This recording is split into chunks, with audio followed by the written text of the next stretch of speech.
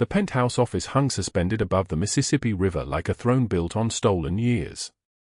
Floor-to-ceiling windows framed the winter night, frost creeping across the glass in delicate patterns that resembled nothing so much as the veins of a corpse. Rafael Rossi stood motionless before them, his silhouette sharp against the darkness beyond, a man carved from granite and vengeance. He was tall, 6'2", with shoulders broad enough to carry the weight of an entire criminal empire. His charcoal suit was tailored so precisely it seemed to reshape the very air around him. The fabric alone cost more than most people earned in 3 months. A scar ran from the outer corner of his left eye down to his cheekbone, thin and deliberate, like a blade had once tried to cut him in half and failed. His dark eyes, storm gray in certain light, burned with the kind of intelligence that could dismantle a man's entire life with a single glance. A Rolex watch, gold and cold, sat heavy on his wrist. His knuckles, wrapped around a crystal glass of whiskey, were white with tension. Carlo stood to his right. Thick-necked, 47 years old, with the kind of jaw that looked like it had been carved from a cinder block. His suit was black. His eyes were the color of wet concrete. Nino flanked Rafael on the left, younger by maybe 5 years, with slick-back hair and the restless energy of a man who had spent his entire adult life waiting for permission to destroy something. The three of them watched the surveillance monitor mounted on the mahogany desk below. Grainy security footage from the underground garage. A 2003 Honda Civic, faded blue paint peeling at the edges, door held together with duct tape the color of old blood. The driver's side mirror was cracked. One taillight was out. "She's leaving again." Rafael's voice was ice-wrapped around razors. 3 weeks. Every morning at 4:47. Like clockwork. Like someone who knows they need to disappear before anyone notices. The woman driving the Civic was Rowan Santos. 28 years old, though her face carried the exhaustion of someone who had lived 3 decades in that short span. Her black hair was pulled back so tight it stretched the skin at her temples. Dark circles hung beneath her eyes like bruises. Her hands gripped the steering wheel with the kind of desperation that came from holding on to the last thing you owned. The Civic turned left on Toulouse Street. The headlights caught the edges of the French Quarter, then moved deeper, toward the warehouse district where the river smelled like rust and decay. Toward the territory controlled by the Castellano family. "She knows where Lily sleeps," Rafael said. His whiskey glass sat untouched, a prop in a scene he had already written the ending for. "She knows the security codes. She knows the layout of this penthouse. She knows which guards work which shifts. She knows everything." Carlo shifted his weight. The floorboards beneath his feet were Italian marble worth more than a small house. "Should we bring her in?" Rafael's voice did not rise. It did not need to. "I want her in the interrogation room by sunrise." "And Carlo?" "Make sure she understands that betrayal carries a single price in my world. A single price. Death." The car disappeared into the darkness of the warehouse district, taillights vanishing like the last ember of a dying fire. What neither man knew was that inside that broken-down Civic, Rowan Santos was not driving toward the Castellano family. Her hands were not shaking from fear of Rafael Rossi. The manila envelope on her passenger seat did not contain information to sell to enemies. It contained something far more dangerous, evidence. 3 weeks earlier, in a penthouse bedroom down the hallway from Rafael's office, a little girl named Lily slept under a canopy of silk so fine it seemed to float like clouds. She was 7 years old, with dark hair that curved exactly like her father's, and eyes the color of warm honey. She had spent 362 days missing. 362 days hidden away by a mother who had stolen her like a thief stealing from a sleeping man, vanishing across state lines into a world of motels and fear and the kind of loneliness that swallows children whole. Rafael had found her in the underground poker room of the Crescent Moon Hotel, bleeding and swollen-eyed, held in the arms of a waitress who had taken 5 bullets meant for a child she had never met. The woman's name was Rowan Santos, and she had just saved his daughter's life. But that night had been the beginning of something neither of them understood yet.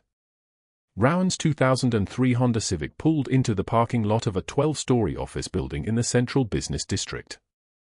The building was grey concrete and tired fluorescent lights. The kind of place where you went when your life had been reduced to paperwork and legal documents and the desperate hope that someone in a position of power might listen. She cut the engine. The silence that followed was vast and complete, broken only by the sound of her own breathing. The manila envelope sat on the passenger seat. Inside were 13 pages of documents. Bank statements from the Crescent Moon Hotel showing tip adjustments that never happened. Security footage screenshots showing Tyler Brennan, the hotel manager, pocketing cash from the tip jar. Medical records from the hospital where she had gone after he had bruised her throat with his hands. A notary's affidavit. Her own testimony, typed and signed and dated, describing every shift where she had been forced to work through injuries, every night she had been locked in the back office because she had threatened to report him to corporate. And in the last photograph, taken 2 days ago, was Catherine Mercer, the hotel owner's wife. The woman who had sent Tyler Brennan to silence her. The woman who believed that a waitress making $3 an hour in tips was insignificant enough to destroy. Rowan had spent 2 weeks of double shifts, every dollar she earned going toward this moment. She had $34 left in her wallet. Enough for gas and 2 meals. The rest, $22,000 she had earned in 10 years of working double shifts at the Crescent Moon Hotel, was sitting in a legal fund that she had opened with a lawyer named David Chen, who had agreed to build a case against both Brennan and Mercer on contingency. She opened the car door. The December air bit at her face like something alive and hungry. Meanwhile, in the penthouse 30 stories above the city, Rafael Rossi sat in the darkness and let his mind descend into the paranoia that had kept him alive for 32 years. His father had been murdered when Rafael was 17. Rivals had executed him in the parking lot of a restaurant where he had been celebrating his wife's birthday. Rafael had watched it happen through the restaurant window. He had watched his father's body crumple to the asphalt like a puppet with its strings cut. And from that moment forward, he had built an empire on a single principle: betray me, and you die. He did not know that Rowan Santos was walking into a notary public's office with a manila envelope in her hands. He did not know that she had been sacrificing her own survival to build evidence that would destroy 2 people who had tried to destroy her. He did not know that her determination to seek justice was the most loyal act he would ever witness in his life. All he knew was what the surveillance footage showed him: a woman sneaking out at dawn. A woman with access to his secrets. A woman who knew where his daughter slept. Rowan climbed the concrete stairs to the 2nd floor of the office building. Her footsteps echoed in the stairwell, hollow and small. The notary public's office was at the end of a hallway that smelled like cleaning solution and fluorescent lights. She had walked this hallway 7 times in the past 2 weeks. This would be the 8th. She knocked on the door marked Certified Documents and Legal Services. David Chen opened it. He was 53 years old, with grey threading through his black hair and eyes that had seen enough cruelty to know when someone was telling the truth. He had taken her case without payment because he recognized something in her face that had nothing to do with innocence. He recognized defiance. The envelope, he asked. She handed it to him. Her hands did not shake. They had stopped shaking somewhere around week 3 of sleeping in her car. "This is good work, Rowan," he said. "This is enough to charge both of them. Assault, wage theft, conspiracy.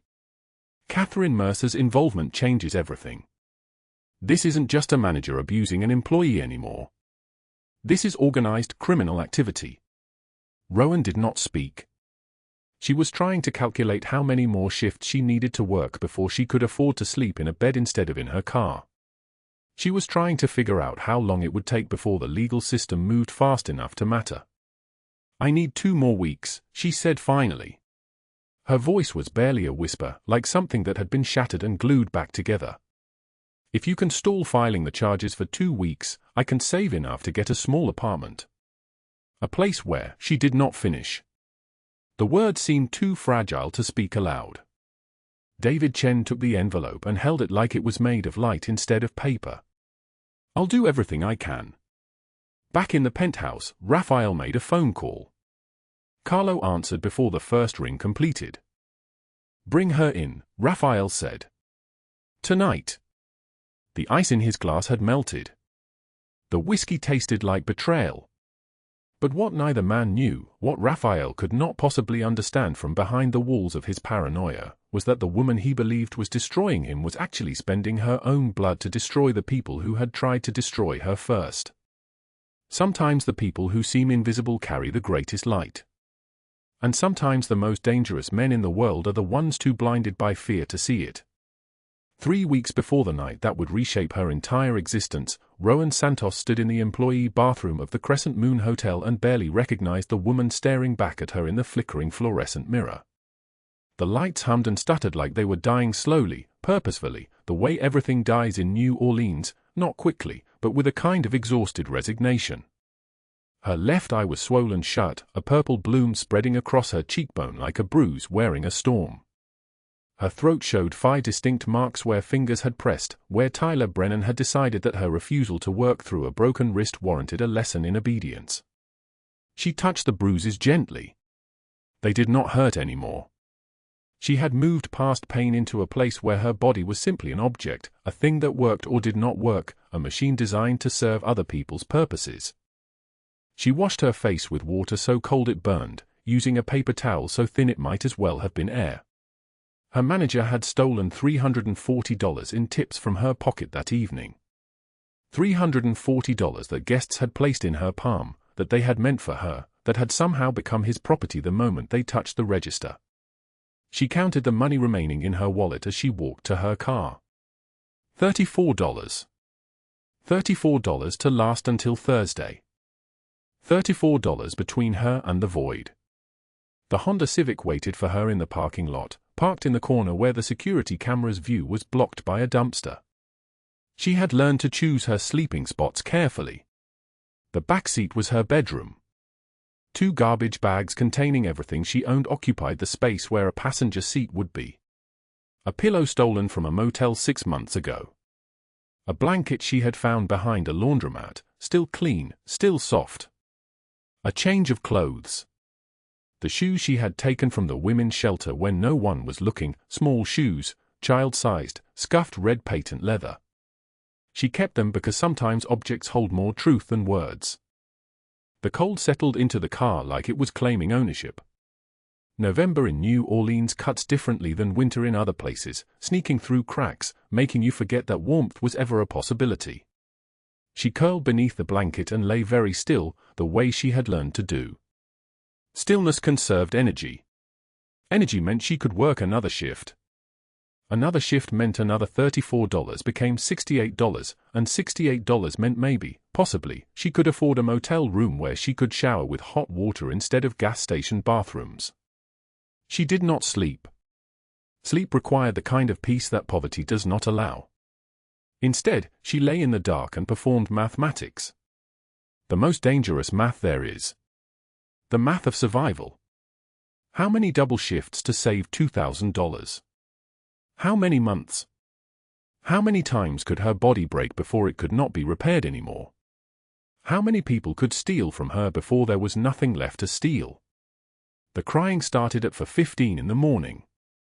It was a child's sound, small and terrified, cutting through the parking lot like a blade through silence.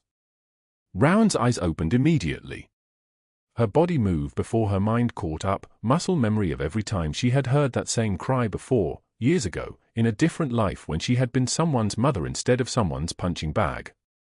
A girl stumbled between the parked cars, barefoot, wearing a torn nightgown that hung from her small frame like a ghost's garment.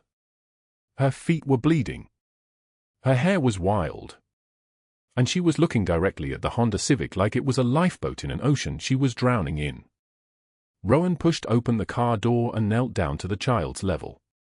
The girl could not have been more than 6 or 7, with dark hair and eyes so wide they seemed to contain entire universes of fear. Rowan recognized her from the women's shelter, the place where she volunteered on Sunday afternoons when the hotel gave her 4 hours off. The quiet girl. The one who never spoke. The one that Catherine Mercer's charity foundation had placed with a family 2 months ago, promised a fresh start, promised safety. The girl's name was Lily. "The bad men are coming," Lily whispered, and her hand seized Rowan's with the strength of someone drowning. "They want to take me back. They hurt me when I try to leave. They hurt me when I try to stay. I do not know what to do anymore." Rowan did not think. Thinking would have prevented her from moving. She scooped Lily into her arms and pulled her into the back seat of the car, covering her with the blanket, shielding her the way she had learned to shield things that were fragile. The child's skin was ice. Her feet left trails of blood on the upholstery. Headlights swept across the parking lot, fast and deliberate. 2 black SUVs, the kind that do not belong to people who follow traffic laws. The kind that belong to people who have decided that rules are suggestions for other human beings. Rowan started the car and drove, her hand shaking so badly she could barely grip the steering wheel. The Honda Civic was not fast.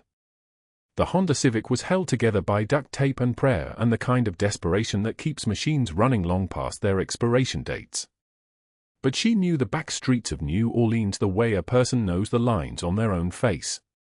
She knew every route that did not pass under streetlights. Every turn that could lose a tail. She drove until the headlights were gone. Then she drove another 5 minutes to be certain. The only place she could think of, the only location that might offer some kind of sanctuary, was the underground poker room beneath the Crescent Moon Hotel. She had delivered room service there once, 3 months ago, before Tyler Brennan had decided she was not trustworthy enough for that job. She had seen the green felt tables. The armed guards. The men in suits that cost more than her car's entire value. Maybe, she thought, dangerous men would understand that a child in danger required dangerous solutions. The entrance was through a maintenance door in the basement, down concrete stairs that descended like they were leaving the world above and entering something else entirely. The air changed as she went deeper. It became thick with cigar smoke and something else, the smell of money, if money had a scent. It would be the scent of power. Of people deciding who mattered and who could be discarded. She emerged into a space that seemed impossible beneath a hotel. It was vast. It was lit by crystal chandeliers that cast amber light across green felt tables. Men in expensive suits sat around each table, their faces arranged in the careful neutrality of people who had learned to hide everything. Stacks of cash created architectures of wealth on every surface. Armed guards stood at intervals, their presence felt more than seen, like shadows that had learned to hold weapons. The room went silent when she entered. Not the silence of quiet. The silence of everyone simultaneously stopping mid-breath. The silence of a location where beautiful violence was always possible, where one wrong word could result in consequences that echoed for years. Rowan was bleeding. She realized this only as she felt the warmth running down her spine, soaking into the fabric of her shirt. Sometime during the drive, a bullet had found her. Her adrenaline had been louder than pain. One eye was swollen shut from yesterday. Her throat carried the map of Brennan's fingers in bruises that looked like accusations. And she was carrying a terrified child who had stopped crying and had instead begun a kind of silent shaking, the trembling of a small animal that knew it had arrived at the place where its fate would be decided. A man stood from the center table. He was tall, the kind of tall that changed the architecture of a room simply by existing in it. His suit was dark, tailored in a way that suggested someone had spent hours getting the measurements exactly right. His shirt was open at the collar, showing his chest, showing the confidence of someone who did not need buttons to feel complete. His face was sharp, carved from something harder than normal human bone. A scar ran from his left eye to his cheekbone, a thin white line that looked like someone had tried to cut through him and had failed. His eyes were storm gray. They were looking at the child in Rowan's arms, and something in those eyes broke. "Lily," he said, and the word was not spoken so much as it was released into the world like a prayer that had been held captive for years. Then the gunfire began. It erupted from the doorway behind her, 5 shots in rapid succession, the sound so loud it seemed to erase all other sounds that had ever existed. The bullets were meant for her. She understood this with the clarity of someone who had been running from bullets her entire life. The people who had come were not here for a 6-year-old girl. They were here because she had seen something she was not supposed to see, because she had witnessed a transaction that connected people who should never be connected. Rowan threw herself over Lily, felt each impact like a hammer driving through her ribs, through her lungs, through the parts of her body that were not expendable but would have to be expended anyway. The child made no sound. The child had learned in her young life that screaming did not help. That fighting did not help. That sometimes the only thing left was to be still and pray that stillness would be mistaken for absence. The last thing Rowan saw before darkness claimed her was Rafael Rossi's face above her, and his eyes were no longer storm grey. They were something darker.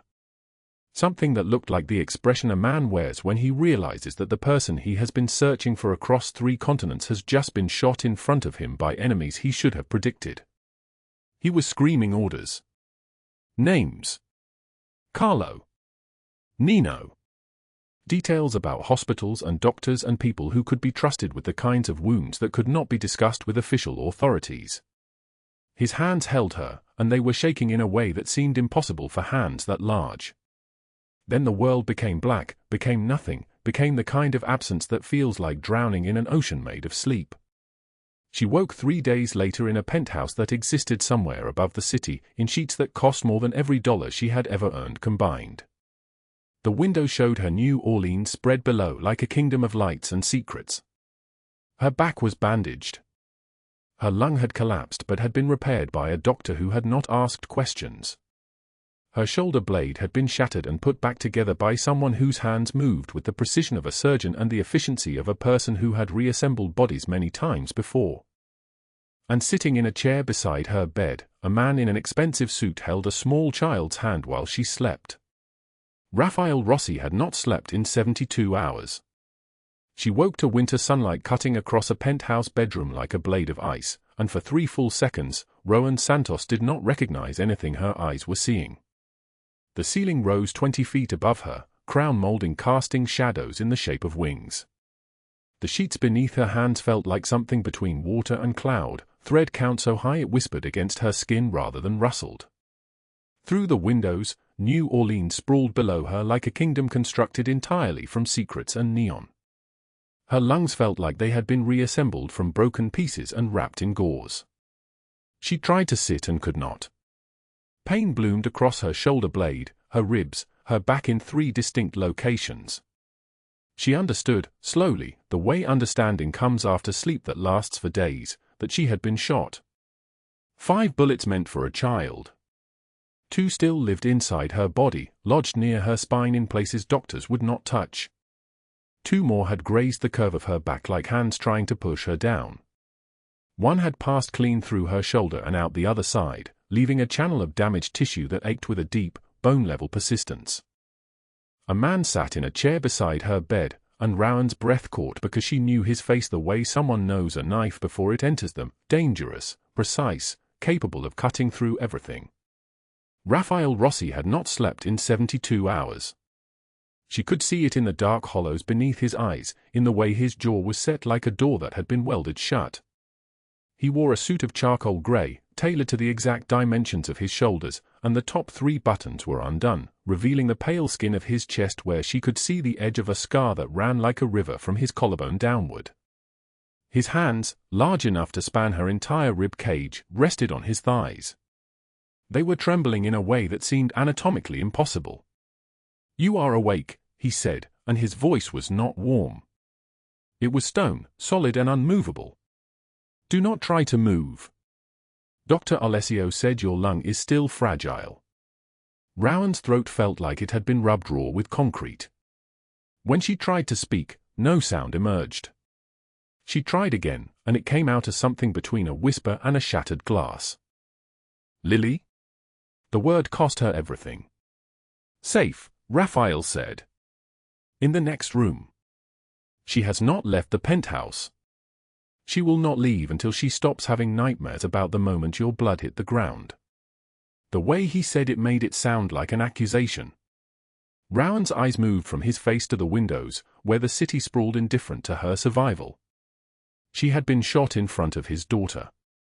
She had taken 5 bullets meant for a child who belonged to a man whose reach extended across 3 continents and into the darkest corners of the underworld.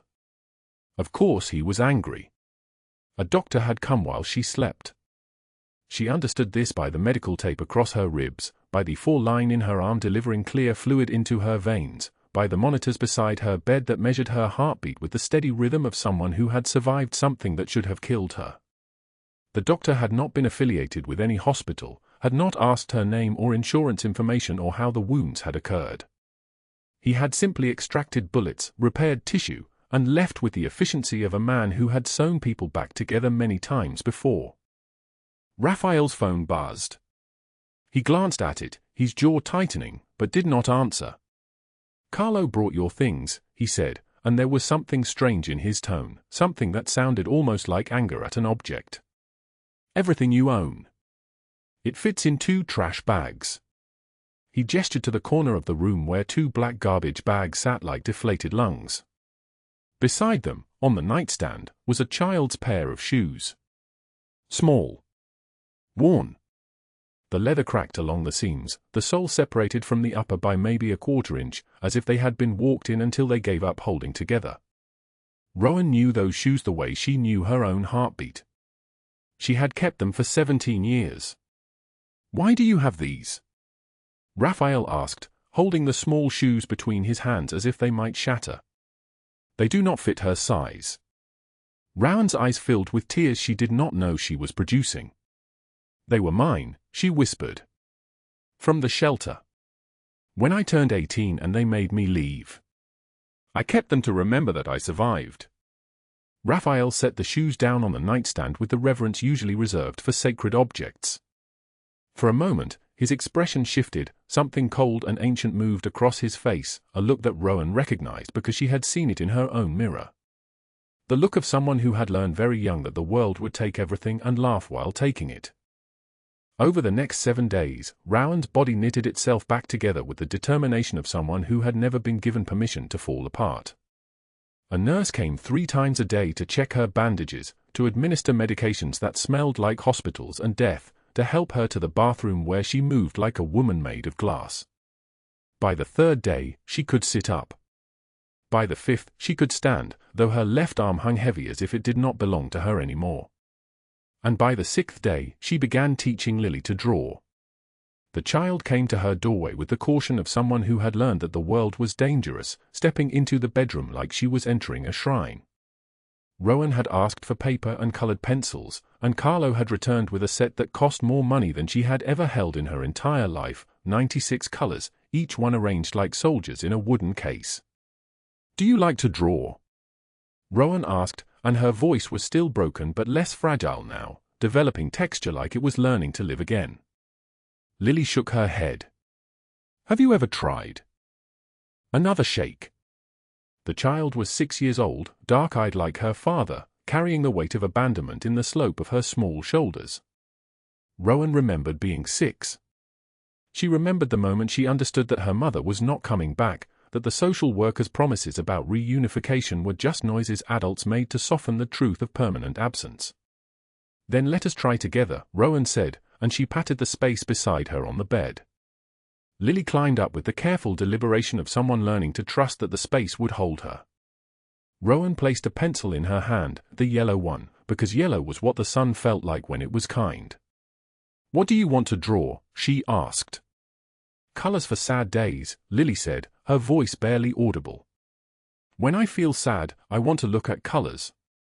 So they drew.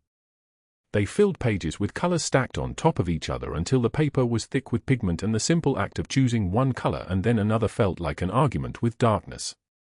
They drew a house with 1,000 windows. They drew rain falling sideways. They drew a girl standing in the middle of both, and when Lily added a figure beside the girl, tall, with lines crossing the chest like scars, Rowan understood that she was learning to draw her father, learning to place him on the page as proof that he was real, that he had not disappeared like her mother. Outside the bedroom door, Rafael stood in the hallway with Carlo and Nino, watching through the crack. The three of them formed a picture that would have been comical if it were not so grave, a mafia boss and his lieutenants crowded together like teenagers peering into forbidden space, their faces arranged in expressions of profound confusion. In 15 years, Nino whispered, I have never seen him sit beside a person who was not reporting to him or begging for mercy. Carlo's jaw worked. She is teaching his daughter to draw. He brought her soup yesterday. He held the spoon. They fell silent, watching Lily add another color to the page, watching Rowan's hand guide the child's hand with a gentleness that seemed to bend the laws of physics. How could a woman who had taken 5 bullets, who lived in garbage bags and gas station bathrooms, who had been swallowed by poverty so complete that she owned nothing, how could she have so much softness left to give? But everything changed on the dawn of day 8. Rowan woke before the sun, before the city had fully remembered it was alive. The penthouse was so quiet she could hear the refrigerator humming in the kitchen, could hear Lily's small breathing from the guest room where she slept, could hear the distant wail of a siren on the streets below.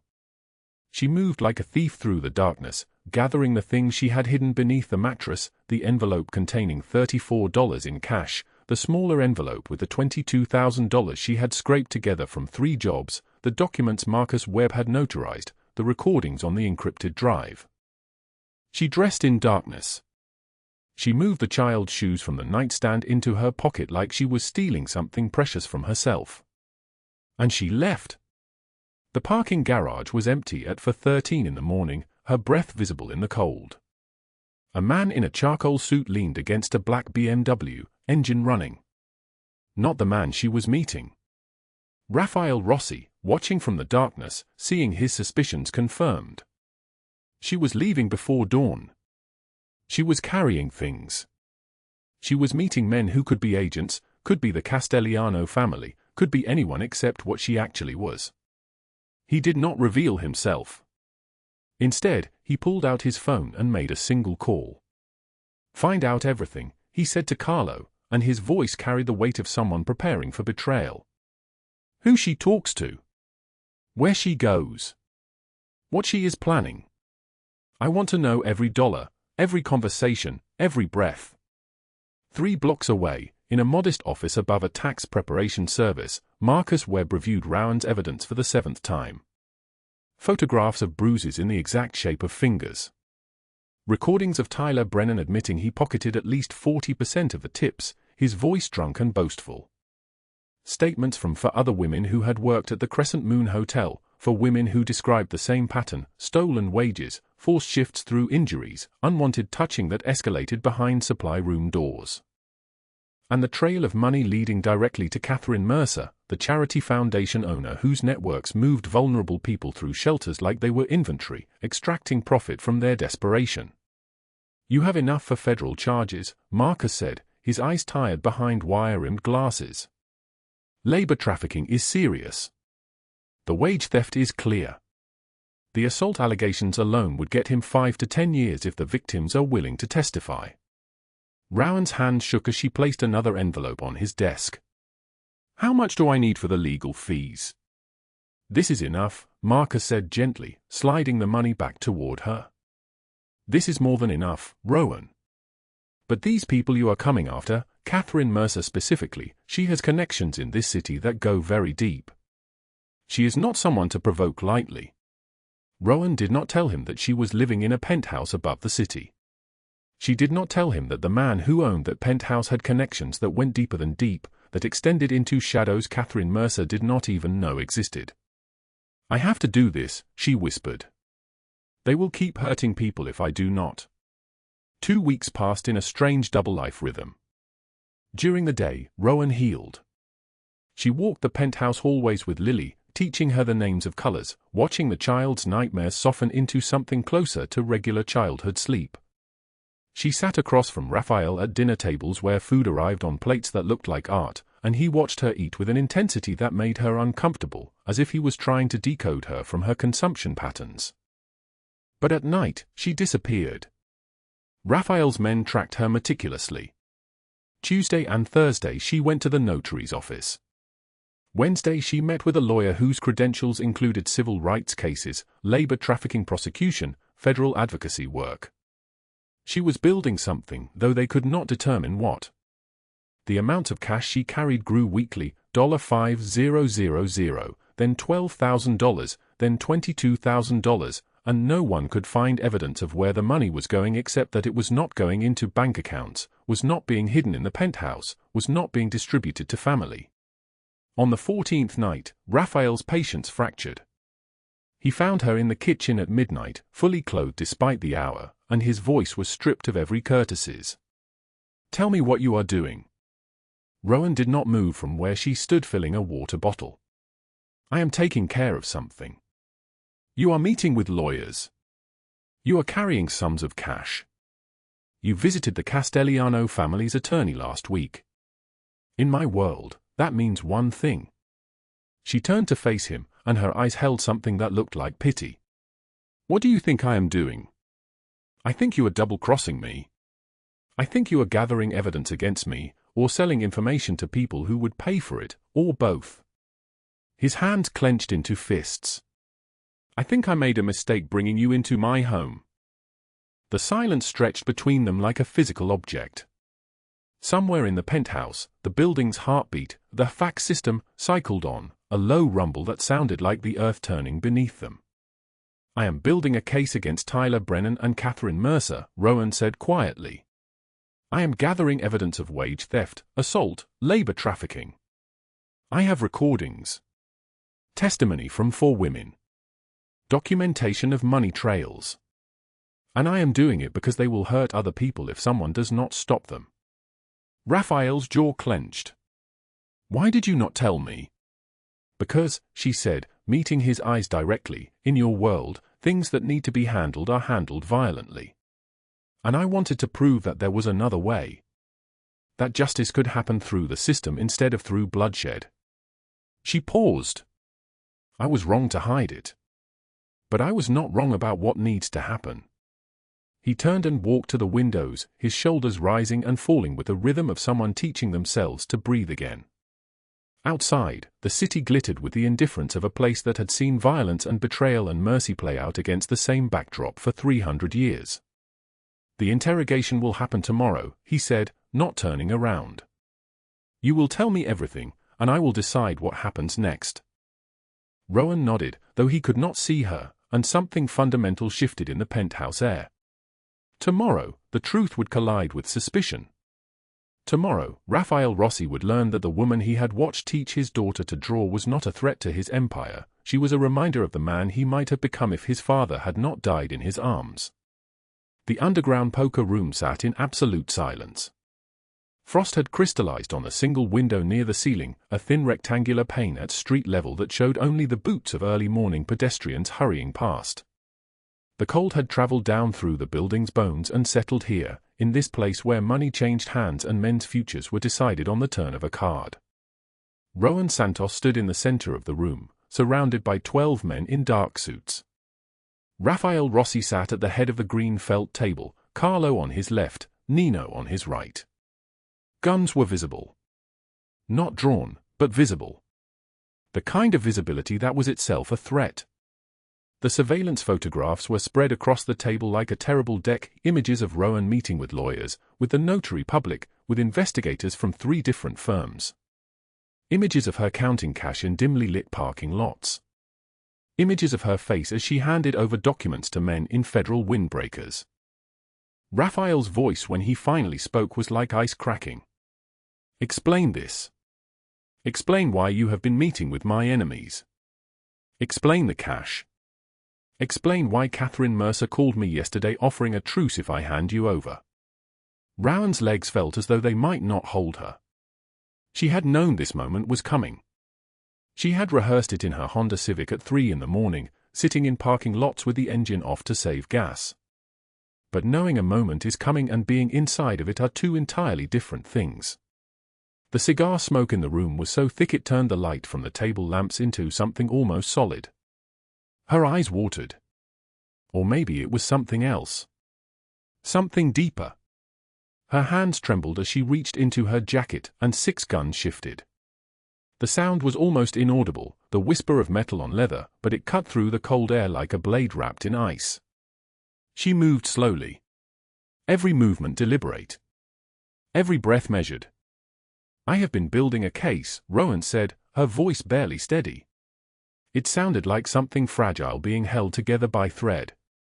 Against Tyler Brennan and Catherine Mercer. She pulled out the envelope. Inside were recordings on flash drives, printed photographs, financial records, and statements from witnesses. She began to spread them across the green felt, and every man in the room leaned forward slightly. The papers covered the photographs of her meetings. They covered the documents of her betrayal, or what Rafael had believed was betrayal. Brennan has stolen $22,000 from hotel workers over 2 years, Rowan continued, her voice gaining strength with each sentence. He has assaulted me. He has assaulted 11 other women. Catherine Mercer does not run a charity. She runs a labor trafficking operation through the foundation, moving vulnerable people, including children, for profit. Rafael's face remained unreadable. But his hands, which were resting on the table, had begun to shake. They took Lily, Rowan said. They were planning to sell her overseas to a family in Budapest. I have documentation of the transfer, the price they negotiated. $300,000 for a 7-year-old girl with no one to claim her. The room seemed to compress. The air became heavier. One of the men in the back whispered something to the man next to him, and they both went silent. I have used every dollar I have earned for the past 3 weeks to pay legal fees, Rowan said, and now tears were streaming down her face though her voice remained steady. I have worked double shifts at 2 different hotels. I have eaten nothing but coffee and bread. I have spent $34, every single penny I had left in the world, on gas to drive to 3 different FBI offices and hand-deliver this evidence because I needed to be certain they would not lose it. She pointed to the stack of recordings. There are 17 hours of surveillance footage. Brennan discussing the price of children. Catherine Mercer negotiating with traffickers in Marseille. Financial transfers to shell companies in the Cayman Islands. Names of every politician, every judge, every police captain she has paid to look the other way. Rafael stood up. The motion was slow, almost mechanical. He walked to the window and stared at the boots passing by outside. The footsteps on the sidewalk above sounded like a distant war being fought in another world. I was going to turn this over to the FBI tomorrow morning, Rowan whispered. At dawn. I have an appointment with Special Agent Morrison at 8 o'clock. I was going to walk into that building and place all of this in their hands, and I was going to testify, and I was going to watch them burn. Rafael turned back to face her. His eyes were devastated. I met with the Castellano family's lawyer because 3 of Brennan's victims came to me, Rowan continued. They were afraid. They did not know who to trust. The Castellanos have been hunting for evidence that Catherine Mercer had been moving trafficking victims through their territory without permission, taking their profits. The lawyer said that if I provided the evidence, they would ensure Brennan and Mercer never hurt anyone again. You did this alone. Rafael's voice was barely a whisper. It cracked on the word alone. I have always been alone, Rowan said.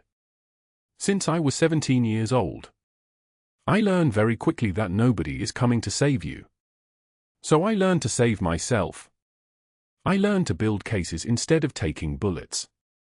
I learned that sometimes the greatest power is not in violence but in documentation, in witnesses, in the truth written down in a way that cannot be denied.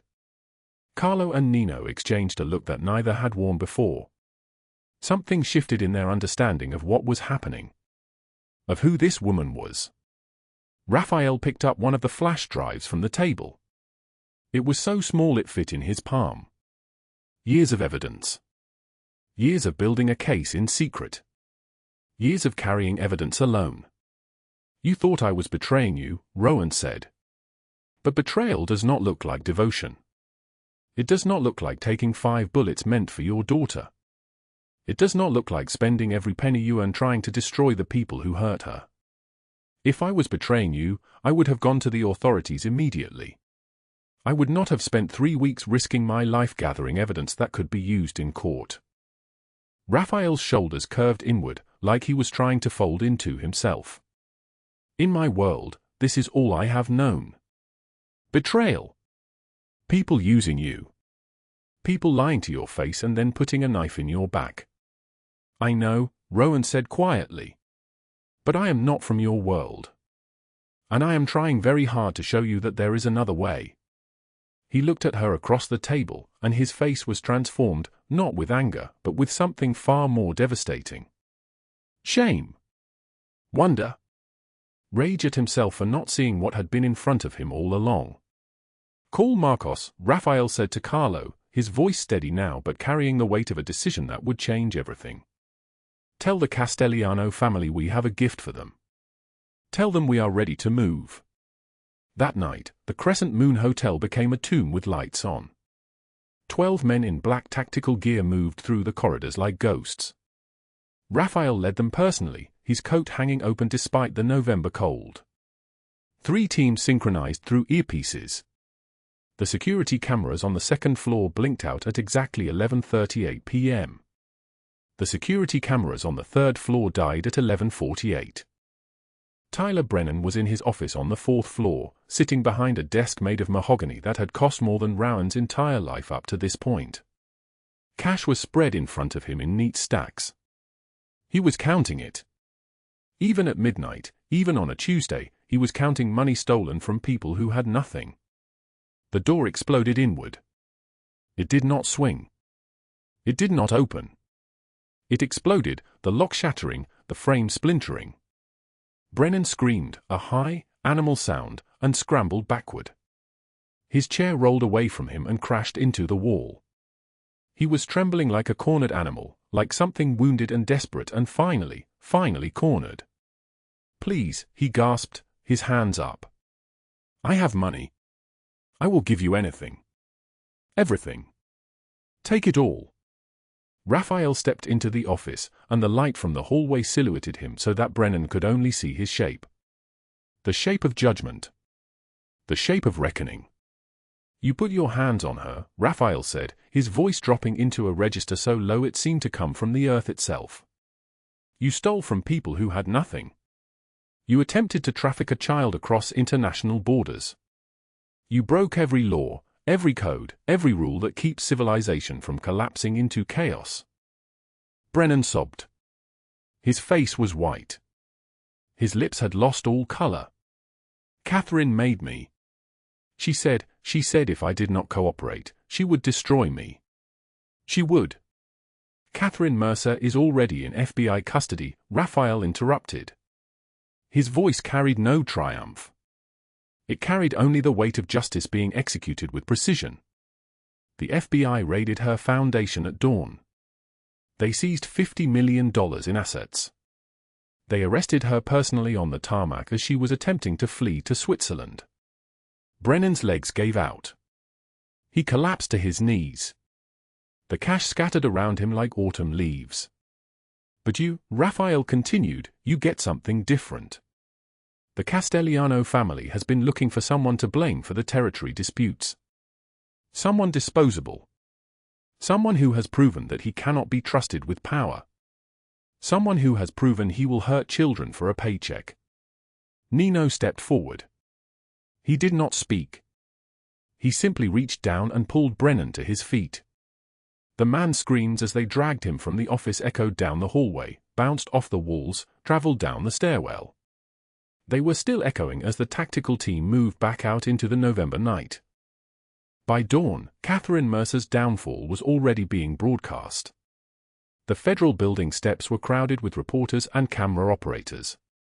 Catherine emerged in handcuffs, her perfect blonde hair now tangled, her perfect makeup streaking down her face in rivers of tears and mascara. She was saying nothing. Her lawyer was saying nothing. There was nothing to say. FBI agents carried boxes of evidence, $40 million in bank statements, communications with traffickers across 6 countries, ledgers documenting the prices of children. The list of charges scrolled across news tickers: racketeering, human trafficking, conspiracy, money laundering, bribery of federal officials, conspiracy to commit murder. 40 years. Federal prison. No parole. No reduction for good behavior. Her assets frozen. Her foundation shuttered. Her reputation cremated in the court of public opinion before she had even entered an actual courtroom. Rafael stood across the street from the federal building, watching. Rowan stood beside him, her hand resting on his arm. The winter sun was just touching the horizon, painting the sky in shades of gold and copper that seemed impossibly beautiful against the backdrop of justice being served. Death would be too quick, Rafael said quietly. Death would be too merciful for what they did. What they were planning to do. This is better. This is the slow erosion of everything they built. This is the watching of their empire collapse while they sit in a cell and remember the person they used to be. The reporters had moved inside. The cameras had followed Catherine into the building. But Rafael and Rowan remained on the steps, watching the sun rise over a city that had contained so much darkness and was now, for just this moment, full of light. The winter sun touched the horizon, painting the sky in shades of gold and copper that seemed impossibly beautiful against the backdrop of justice being served. Rafael stood across the street from the federal building, watching Catherine Mercer emerge in handcuffs, her perfect blonde hair now tangled, her makeup streaking down her face in rivers of tears and mascara. She said nothing. Her lawyer said nothing. There was nothing left to say.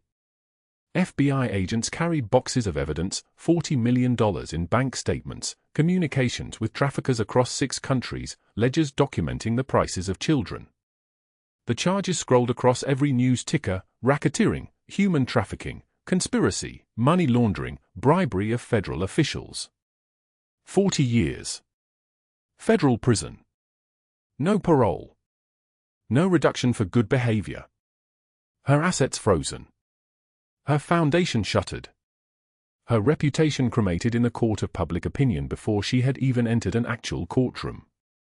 Rowan stood beside Rafael, her hand resting on his arm. Death would be too quick, Rafael said quietly, his voice deep and solid like an oath. Death would be too merciful for what they did. What they were planning to do. This is better. This is the slow erosion of everything they built. This is the watching of their empire collapse while they sit in a cell and remember the person they used to be. The reporters had moved inside. The cameras had followed Catherine into the building. But Rafael and Rowan remained on the steps, watching the sun rise over a city that had contained so much darkness and was now, for just this moment, full of light. 1 year later. The screen showed New Orleans transforming through the seasons. Winter to spring to summer to fall to winter again. Rowan's life unfolded in snapshots, each one a small resurrection. She finished her GED in a community college classroom where her hands no longer trembled when she raised them to answer questions. She enrolled in social work studies, sitting in libraries, filling notebooks with careful handwriting, no longer invisible but present. She moved into her own apartment, small but hers, paid for with money she earned legally at a victim advocacy non-profit Rafael had helped her establish. The furniture was modest. The walls were bare except for one photograph, Lily's first day of first grade, the child's face bright with the kind of joy that only comes when you finally believe you are safe. Lily thrived in ways that seemed impossible just months before. She learned to trust. She learned to be a child. She drew pictures in the living room of her new apartment, her small tongue poking out in concentration as she sketched flowers and stars and a woman she labeled Rowan Mama. The letters were crooked. The flowers had too many petals. It was the most beautiful thing Rowan had ever seen. Rafael watched from the shadows, never pushing, never demanding. He stood in doorways while Rowan helped Lily with homework. He listened to them laugh together while making dinner, the sound of their voices filling the penthouse like a song he thought had died with his father. His men noticed. Carlo and Nino exchanged looks that said what their mouths could not. In 15 years of working for him, they had never seen him like this. Softened. Waiting. One night, Carlo approached him at his desk. Rafael was staring at reports he could not focus on, columns of numbers that meant nothing because his mind was on the woman who had saved his daughter and asked for nothing. Not protection. Not money. Not a name that carried weight in this city. Just the chance to make sure his daughter was safe. A year, boss, Carlo said carefully. When are you going to tell her? Rafael did not look up. Tell her what? That you love her. That she belongs to you. That you would burn the entire city to the ground if anyone ever tried to take her from you again. Nino shifted his weight, waiting for the explosion that never came. Rafael only leaned back in his chair, his hands folded on his chest, his eyes closed. I am not a good man, Carlo. I have done things that would make you understand why she should run from me as fast as she can. With respect, boss, Carlo said quietly, she already knows who you are. And she stays anyway. On a clear winter night, exactly 1 year after she took those 5 bullets meant for Lily, Rafael found Rowan at a penthouse window. Not his penthouse. Hers. The one she had bought with the Victim Compensation Fund and her non-profit salary. She stood with her arms wrapped around herself, looking out over the city where she had nearly died, where she had slept in a car with $34 in her pocket, where she had been so invisible that Tyler Brennan thought she could disappear without anyone asking questions. Frost coated the glass. Stars sharp as diamonds hung above the city, just like they had that night. Rowan did not hear him enter. She was lost in the view, in the memory of the girl she used to be and the woman she had become. The wind outside howled against the building like a blade wrapped in ice, but inside the penthouse, the air was warm and still. Rafael watched her. This woman who was invisible to the world but carried the greatest light. This woman who had taught him that power without love was just another form of emptiness. Finally, he spoke. I watched you become free while I was still trapped in my father's grave. His voice cracked, a sound so foreign that Rowan turned quickly, her eyes widening. He was not a man who cracked. He was not a man who was afraid. But he was afraid now. For 23 years, I built my empire on vengeance. On the belief that power was the only thing that mattered. That trust was weakness. That love was a liability. That the only way to survive was to stand alone. He took a step closer. And then you stumbled into my world bleeding and broken, carrying my daughter, asking for nothing. You taught her that safety exists. You taught my men that loyalty can exist without fear.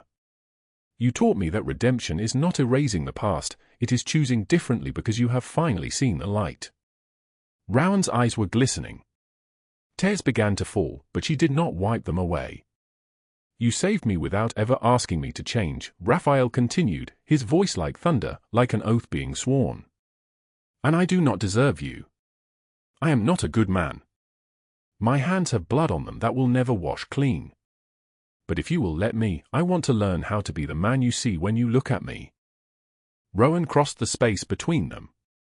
She took his hands, rough and scarred and heavy with the weight of everything he had done. You already are, she whispered. The kiss was gentle, reverent, full of everything they survived to reach this moment. Outside, the November wind howled. Inside, the world became very still. The clock on the mantel ticked forward, measuring time in moments that mattered. From the doorway, Lily watched. She was supposed to be asleep, but she had heard the voices and slipped out of bed. She saw Rafael and Rowan holding each other against the backdrop of the city lights. She finally understood what a family looked like. Not a man in a suit with power and fear. Not a woman alone, carrying the weight of the world. But two people choosing each other. Choosing love. Choosing light. She smiled and went back to bed. 6 months later. Rowan and Lily sat on the floor of Lily's bedroom in Rafael's penthouse. They had moved in together 3 months ago, and the room was now filled with the things a 7-year-old girl should have: a bed with purple sheets, a bookshelf overflowing with stories, drawings taped to every wall. Rowan held the small shoes from the shelter, the ones she had kept all these years, the ones that had traveled with her through every dark night and every desperate morning. These were mine when I was 7, Rowan told Lily, turning the worn leather over in her hands.